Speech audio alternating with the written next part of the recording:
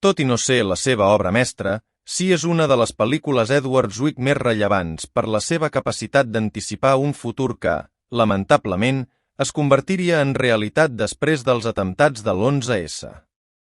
Amb un pressupost de $70 milions, El setge és una de les 3 millors pel·lícules de Zwick, al costat de L'últim samurai i Diamant de sang.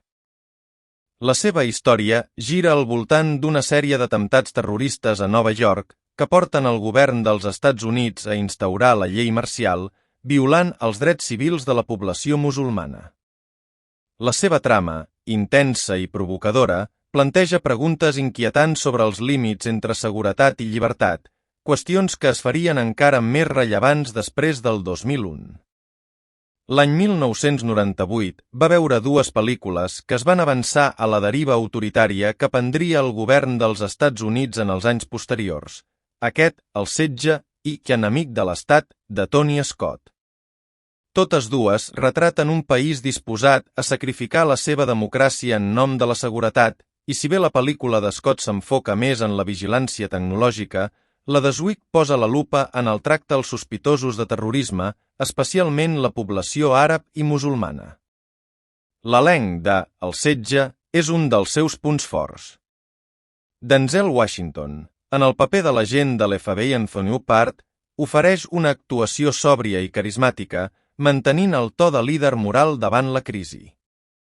Annette Bening, com a misteriosa agent de la CIA amb un passat dubtós, aporta matisos interessants al seu personatge. Bruce Willis, en el paper del general de Bareausch, representa la mentalitat militar implacable i pragmàtica que no dubta a utilitzar la força bruta per contenir l'amenaça. És un personatge que, tot i ser un clar antagonista, no es presenta com un vilà estereotipat, sinó com una figura que creu realment en la necessitat de mesures extremes. També cal destacar Tony Shalhoub, que interpreta un agent de l'FBI d'origen àrab que es veu atrapat entre la seva lleialtat al seu país i la persecució que pateix la seva comunitat. La seva actuació aporta un element humà crucial a la història, fent que l'impacte emocional de la pel·lícula sigui encara més poderós. Zwick dirigeix la pel·lícula amb solvència, combinant escenes d'acció efectives amb moments més reflexius. La seva posada en escena és realista, evitant els excessos típics del cinema d'acció dels anys 90.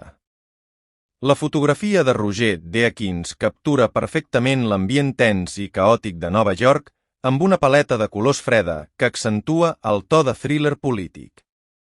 Pel que fa a la banda sonora, Graham Arravell ofereix una composició sòbria i efectiva, sense grans estridències, però reforçant la tensió narrativa en els moments clau.